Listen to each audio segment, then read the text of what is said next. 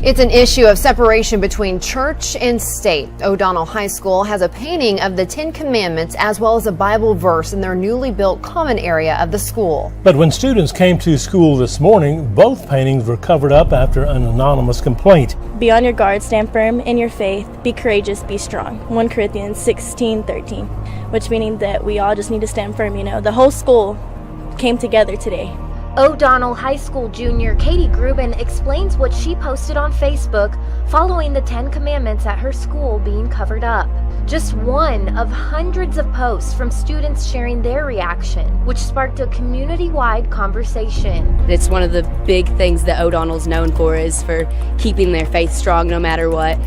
And so we just decided that we were going to make it known that we wanted this as a big deal. After receiving the letter from the Freedom from Religion Foundation, Superintendent Dr. Kathy Emanette covered the paintings this morning first with black paper until some students tore that down. Now the painting of the 10 Commandments is covered with an American flag. I made the decision to cover it up until I make a more informed decision about what I should do, because I don't want to harm the district or cause any controversy or anything. Junior Abby Franklin says the students appreciate the way Dr. Amonette has been transparent about this situation as she hosted a school assembly today after lunch. She's been very calm and very loving towards all of us. The first thing she said is, "I know you're all frustrated. I'm just as frustrated as you are." But the students took that frustration and turned it into a movement. Because of this, students have put verses on sticky notes and just around the hallways and stuff. So 2 verses and commandments they've been complaining about turned into 70 more verses. I'm proud of my kids. I think that they have shown the kind of people that they are. They believe in the 10 Commandments and they want to stand up for it. And I'm proud of them for that. Now it is a waiting game as they still don't know who initially complained. I'm going to do some more investigation and get with the school leadership and then and the community and the students, and we will decide what we need to do to protect the school while also honoring them. But Abby says she is not alone in hoping a solution will be reached soon. This is something we believe in, and this is something we can't just ignore. Don't take away our faith. It's all we have. It's all we can live on anymore. New details at 10. A local county clerk removes this 10 Commandments display from her office, but we're still waiting to hear why. Her decision comes after she received this letter late last month from the Freedom from Religion Foundation, urging her to take it down. This picture of the 10 Commandments in the Trigg County Clerk's office drew attention of the Freedom from Religion Foundation. Last month, they sent this letter to Clerk Carmen Finley saying the display strikes a blow at religious liberty. But Philip Farrell believes it should not have been taken down. And there's too many people saying what's wrong with the world. They need to get back to the basics. Farrell, who's been a small business owner for more than 30 years, says the clerk should have sent a big message by ignoring the letter. There's a firm foundation that everybody's got to have, a right to express their religion. The attorney on this case from the Freedom from Religion Foundation says the 10 Commandments have no place in a taxpayer-funded building and warned the clerk if she did not take them down, he may have taken her to court. We've had, a number of communities, realize that they have to follow the law. Unfortunately, sometimes we do have to take cases on these, and we have taken cases before. Patrick Elliott says he has not yet heard from Finley about her decision, but says it was the right one. That's all we wanted from the start, for this to be resolved, for the county to properly follow the First Amendment. As the county clerk removes the 10 Commandments, Farrell says he plans to post his own. I'll make sure that we get a copy of it, and it'll be posted boldly over here behind the counter. So has this Freedom from Religion Foundation been involved in similar cases in Kentucky? They have, and Elliott tells me the foundation sent a similar letter to Rockcastle County. They took down their 10 Commandments display. He says another letter will be sent to another county soon, but did not say where. Well, West Point taking some heat tonight for a video showing the school's head football coach leading his players in prayer. It was a big win for the Army Black Knights against Temple. The jubilant Army sideline in celebration. The party atmosphere continuing off the field last Friday, where head coach Jeff Monken delivered a congratulatory speech. Win is tough, but you know what? We got a tough damn football.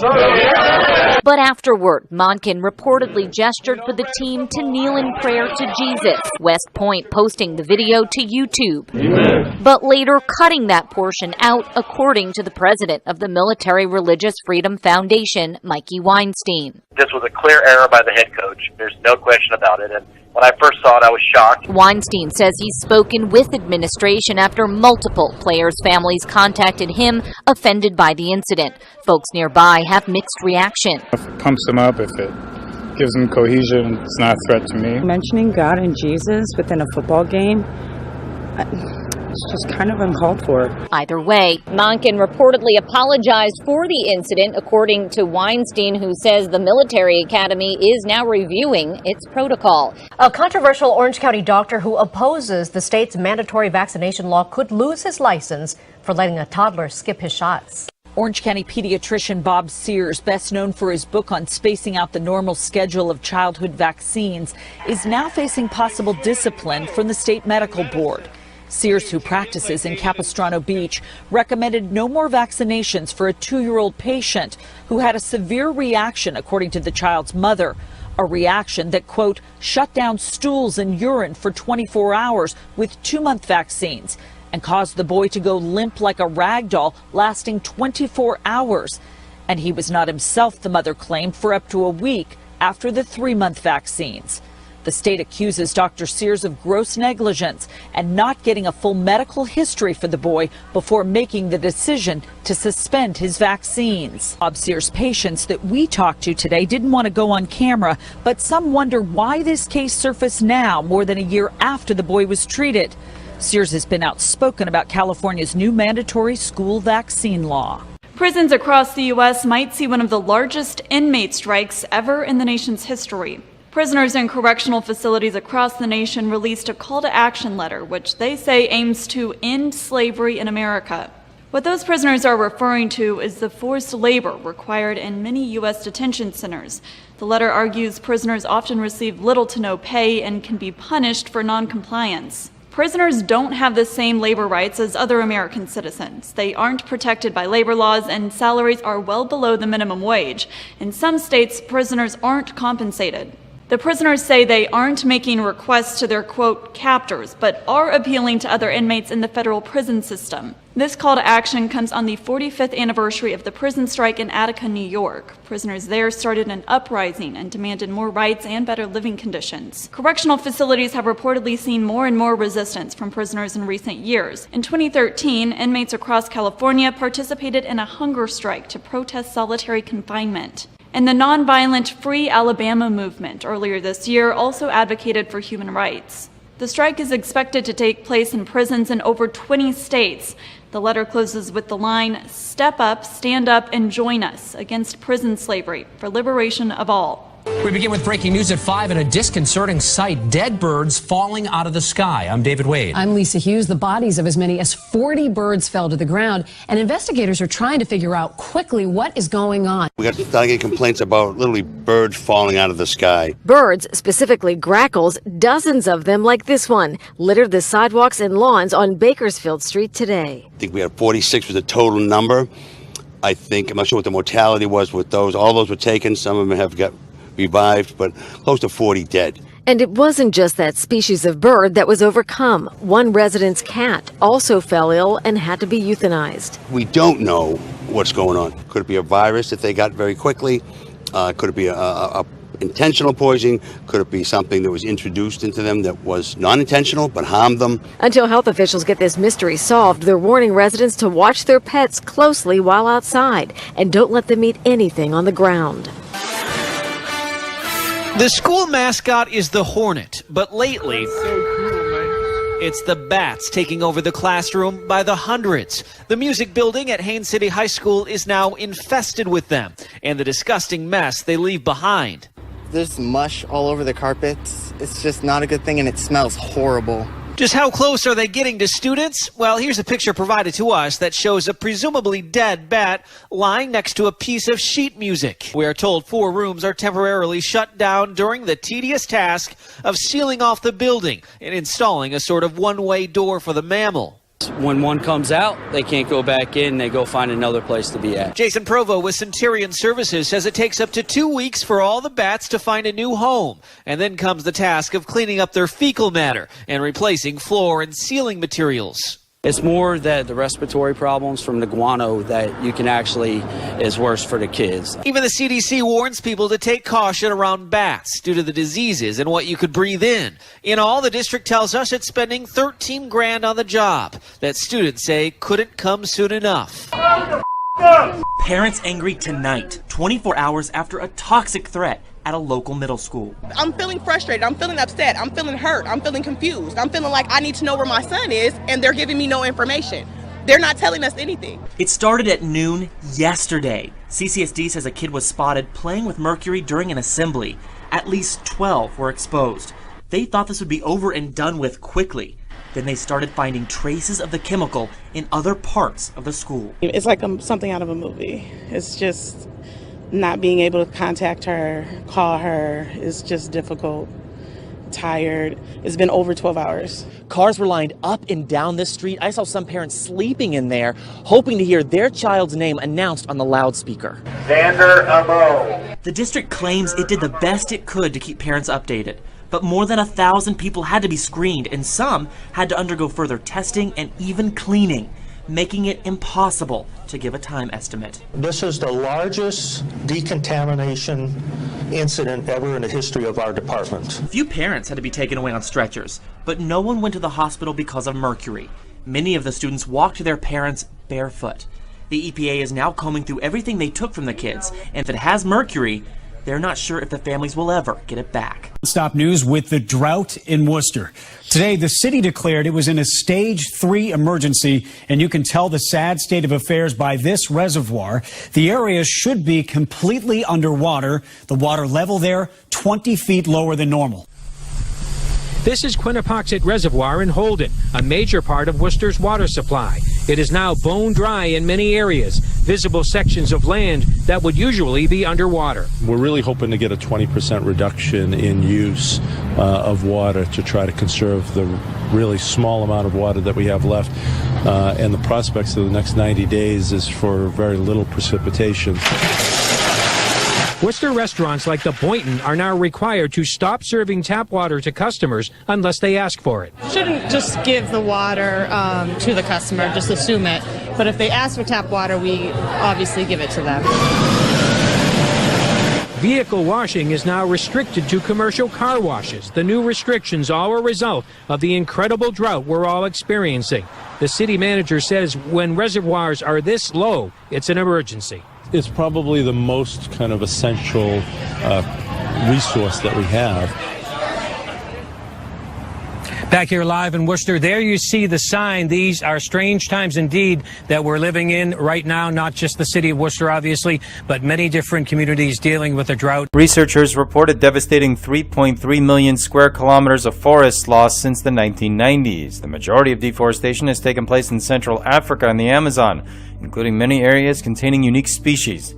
The amount of wilderness loss in just 2 decades is staggering and very saddening, said James Watson from the Wildlife Conservation Society. We have a duty to act for our children and their children. Venezuelan authorities announced on September 8th that over 500 firearms had been handed over voluntarily for destruction in central Caracas. The move was part of a comprehensive disarmament plan carried out simultaneously in 5 states of the country, aiming to reduce high crime rates. Que forma parte pues de este desarme voluntario que hemos querido propiciar a lo largo y ancho de todo el territorio nacional, y es por eso que hoy estamos entregando estos incentivos de un total de 1.130 personas. 1.130 personas a nivel nacional que han decidido entregar sus armas. Collaborating citizens received electrical gadgets in return, such as televisions, refrigerators, microwaves, and ovens. The government has vowed to crack down on guns as a pillar of domestic security policy. The US and Russia say they've struck a deal aimed at ending Syria's civil war. It seeks to end hostilities across the country from sunset on Monday. Washington and Moscow will also work to fight ISIL and al-Nusra fighters should the ceasefire hold. In Geneva, John Kerry described the deal as a potential turning point. This can be a moment where the multilateral efforts at the diplomatic table, the negotiations could take hold, and you could really provide the people of Syria with a transition. Russia's Foreign Minister Sergei Lavrov said, "As John has just announced, we are creating a joint operations centre where military and special forces from Russia and the US will treat practical questions of separating terrorists and the moderate opposition." We turn now to the 9/11 anniversary this weekend, and tonight the new security alert here in New York City. David, good evening to you. Security is already ramping up here in Times Square, and as we approach that 15th anniversary over the weekend, we're going to be seeing bomb-sniffing dogs. We're going to see radiation detectors and, of course, those counterterrorism units. Now, police did remind us today in that alert that terrorists usually like to take advantage of these important anniversaries. That is why they are on high alert. But make no mistake about it, right now, they say, there is no credible or specific threat. North Korea officially confirmed the regime conducted its 5th nuclear test. The event was felt through a magnitude 5.0 seismic tremor that was detected this morning near the North's nuclear test site. About 4 hours after a 5.0 magnitude tremor was detected from North Korea's Punggye-ri nuclear test site, Pyongyang confirmed in a broadcast that it conducted a nuclear test. The reclusive state made the confirmation through its official Korean Central Television at around 1:30 p.m. South Korea time, saying it has, quote, successfully conducted a nuclear warhead test. Through this nuclear test, the artillery units of the Korean People's Army have reconfirmed the capability and force of a standardized nuclear warhead for launch on a ballistic rocket. Moscow putting on a huge show of force. War games from land, air, and sea. In Crimea, the territory Russia annexed from Ukraine a little over 2 years ago. The Russians are sending a very clear message with these large-scale and complex military drills. Their forces are entrenched here in Crimea, and they're ready to fight anytime. The maneuvers are called Kafkas 2016, take place not only in Crimea, but in Russia's entire southern military district, right on the border with Ukraine. The drills involve more than 12,000 soldiers, dozens of fighter jets flying mock dogfight missions, strike aircraft hitting ground and sea targets, and land forces in an amphibious assault. Still, the Defense Ministry spokesman insists it's not a provocation. This is not at all a provocation, he says. I want to stress that this is a planned event. We announced these drills last November. The troops have been preparing for a long time. But they come at a time of heightened tensions with the US and NATO over the annexation of Crimea and other issues. The Russian Air Force intercepted a US P-8 naval aircraft in the region just as the drills were getting underway. And only 3 weeks ago, Russia accused Ukraine of trying to smuggle operatives into Crimea for sabotage operations, a claim Kiev denies. The Kafkas military drills will likely cause more unease in Ukraine and Eastern European NATO member states. Russia's military chief of staff says the initial assessment is that they went smoothly. With Russia and the West at odds over Syria and Ukraine, Moscow is continuing to advance and refine its armed forces for all the world to see.